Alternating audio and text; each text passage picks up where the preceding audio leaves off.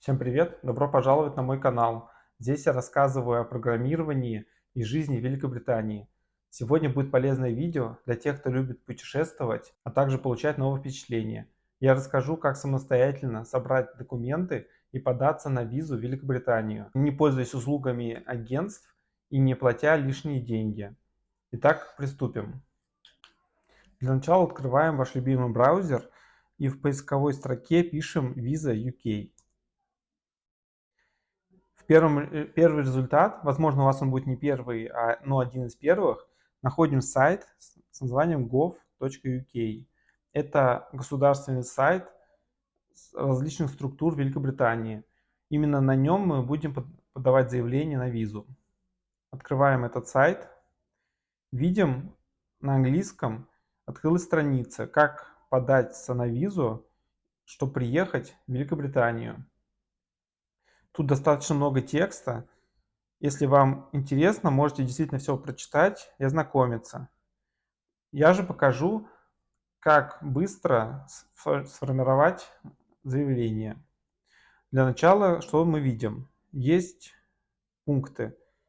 Выбрать визу. Так, находим следующий подпункт. Если вы хотите посетить Великобританию. Думаю, этот пункт подходит для большинства. То есть это как раз посещение как турист, либо поездка к друзьям, либо родственникам. В этом подпункте выбираем ссылку с названием «Стандарт Visitor Visa». То есть это именно тот тип визы, который подходит большинству людей. Это стандартная виза посетителя. То есть если посмотреть сверху страницы, ее можно найти здесь. Нажимаем. Опять же открывается страница, на которой очень много текста. В целом, если вы подаетесь, я бы советовал вам ознакомиться, но в нашем случае на самом деле нам нужно следующий пункт. То есть идем и ищем пункт If you have to apply for a visa, стандарт visitor visa. То есть этот пункт означает, что нам нужно податься на визу. Нажимаем первую ссылку. Открывается еще одна страница, на которой указаны цены на разные типы визы. Для типа визы стандартного посетителя отличается только периодами. Минимальная виза, и именно ту, которую я бы рекомендовал, это 6 месяцев. Также есть вариант стандартной визы для медицинских операций. То есть это мало кому актуально, но в целом, если по какой-то причине вам нужно, например, сделать операцию в Великобритании, то это тот тип визы, на который стоит податься. Разница в том, что она длится 11 месяцев, то есть больше почти в 2 раза, чем стандартная виза. Также есть академическая виза, она выдается на год, ее надо продлевать каждый год. Это в случае, если вы хотите учиться в Великобритании. Мы же рассматриваем пока случай стандартного посещения как турист. Также есть долгосрочные визы, соответственно, на 2 года, на 5 лет и на 10 лет. Это в основном подходит для случая, если вы посещаете близких родственников в Великобритании. То есть, например, такой тип визы подходит для родителей, которые хотят навещать детей, которые учатся или живут в Великобритании. И на этот тип визы я рекомендую подаваться после того, как вы подались на одну либо две визы по 6 месяцев. Поэтому в нашем случае нас интересует именно первая виза, стандарт Visitor виза на 6 месяцев. Ее цена 115 фунтов. То есть это именно та цена, которую мы заплатим, чтобы получить эту визу. Далее, чтобы сформировать заявление, нажимаем на зеленую кнопку Apply Now, то есть податься сейчас. Нажимаем. Далее видим выбор языков. Если у вас нет проблемы с английским языком, то я рекомендую использовать первый вариант, то есть только английский язык. Потому что в противном случае сайт может немножко некорректно показывать, по крайней мере визуально, некоторые данные. Но в данном случае я выберу вариант русский. В этом случае некоторые элементы сайта будут переведены, но не все, так что это имейте в виду. Нажимаем Next, то есть следующая страница. То есть уже видим, что что-то переведено, то есть Russian на русском языке. Перевод довольно странный, но для какого-то понимания уже подойдет. То есть видим, что уже какие-то фразы на русском.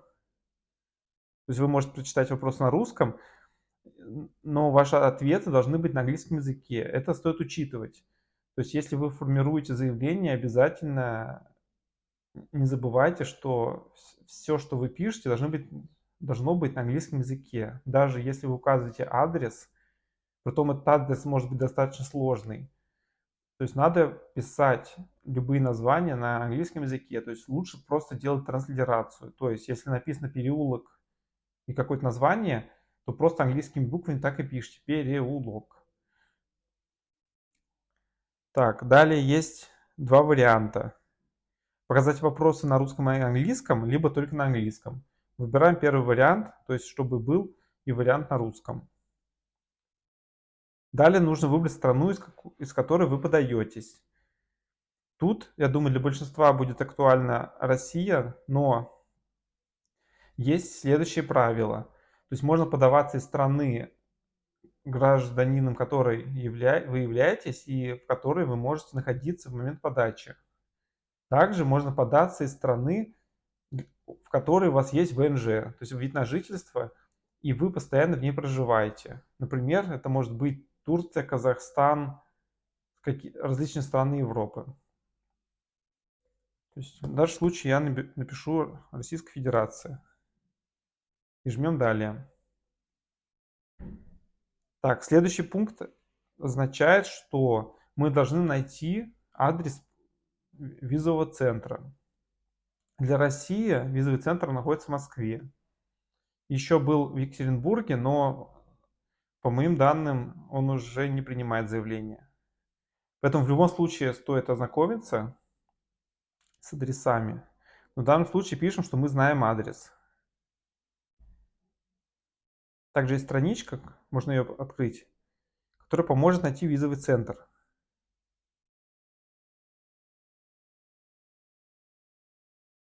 Так, ищем Россию. Визовый центр. Так, нас перенаправили на сайт TLS Контакт. Это официальный сервис, который сотрудничает с правительством Великобритании, и именно они принимают заявления на визу. На их сайте, соответственно, выбираем Россию, Russian Federation. Так. Видим 5 городов. Екатеринбург, Москва, Новосибирск, Ростов-на-Дону и Санкт-Петербург. Ну, например, выберем Москву.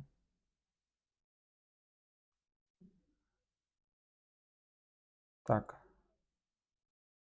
Открылся сайт. И на нем нас интересует адрес. Вот. Нажимаем ссылку, адрес и контактный, и часы работы. Открываем и видим адрес. Дельта Плаза, здание 1, второй Сыромятнический лейн, то есть, скорее всего, это переулок. Москва, Раша и индекс. То есть используем этот адрес, либо ищем адрес в другом городе, если какой вас интересует. Также это может быть другая страна, например, та же Турция. То есть адрес мы узнали. Пишем, выбираем пункт, что мы знаем адрес, и жмем далее. Далее опять страница, на которой много информации. Тут есть информация, которая, скорее всего, нам будет не столь актуальна. То есть, например, если вы подаетесь на визу больше, чем 6 месяцев, то есть, например, это по медицинским показаниям долгосрочное либо учебное, то надо сдать тест на туберкулез. Если же вы едете в Великобританию как турист сроком до полугода, то этот тест сдавать не надо.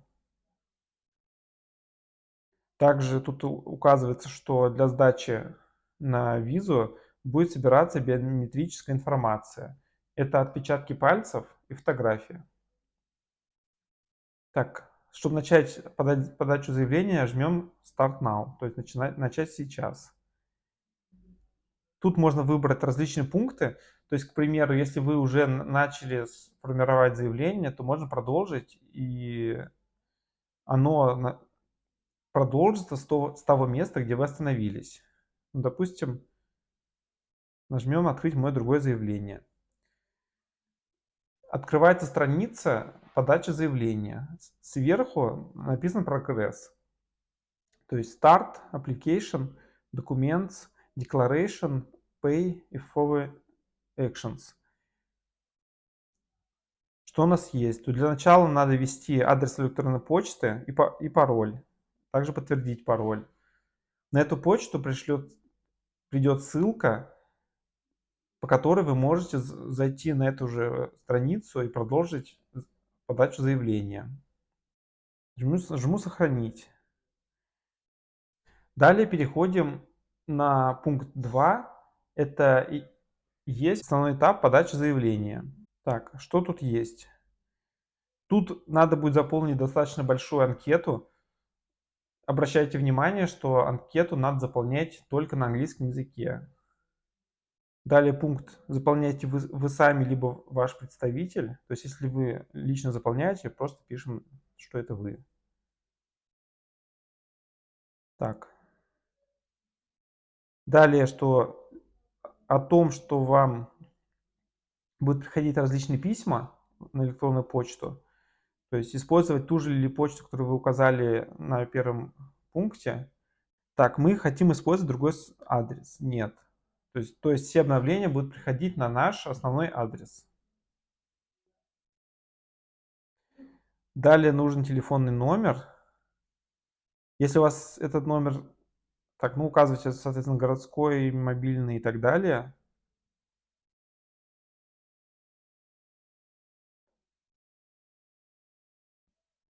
То есть, если это ваш единственный номер, то ставите обе галочки. То есть таким образом, то сейчас я не буду указывать номер телефона, но таким образом пошагово заполняете различную информацию о себе. То есть тут потребуется такая информация, как телефон, домашний адрес, какая-то информация небольшая о родителях, поездки последние 5 лет и так далее. Вопросы достаточно несложные, и всю анкету можно заполнить в течение, часа. Может, кто-то быстрее.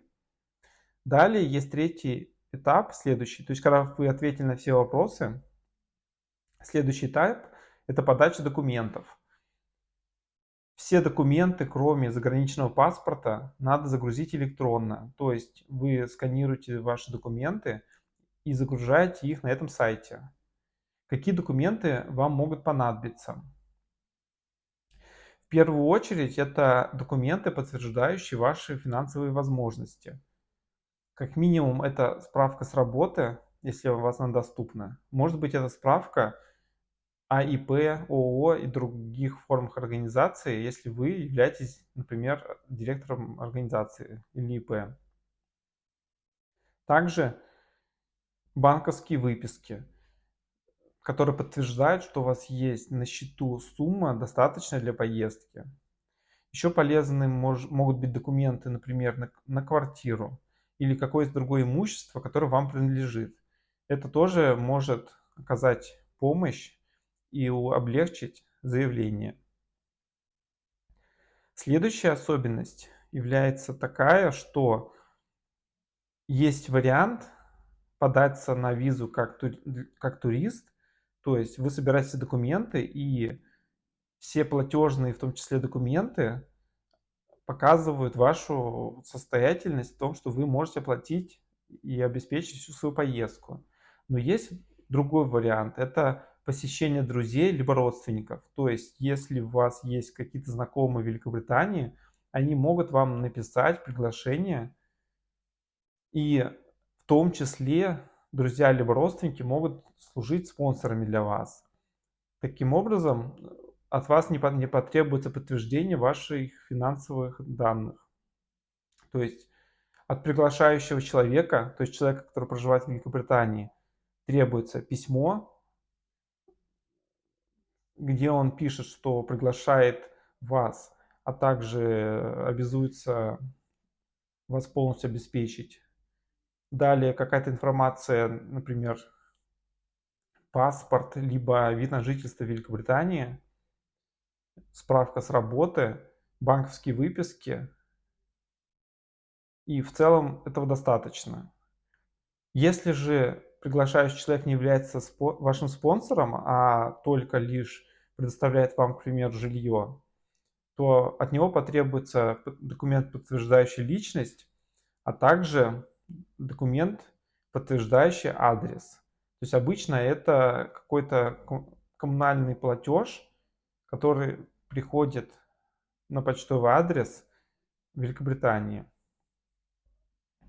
То есть после того, как вы собрали все документы, их отсканировали и загрузили на третьем этапе, также не забывайте, что если у вас документ не на английском языке, его надо перевести.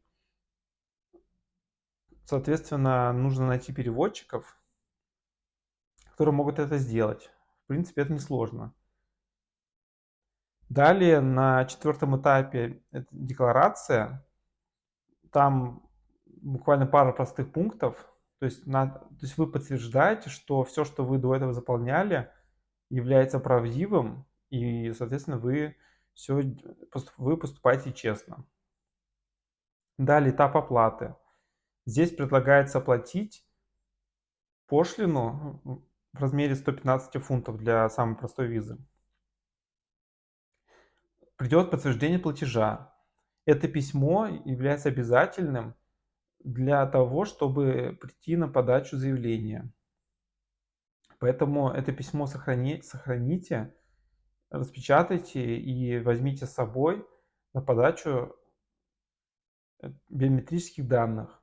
Также на подачу биометрических данных надо взять с собой еще один документ. Это список, так называемый чек-лист документов, которые вы загрузили. Он тоже будет вам доступен для скачивания после оплаты.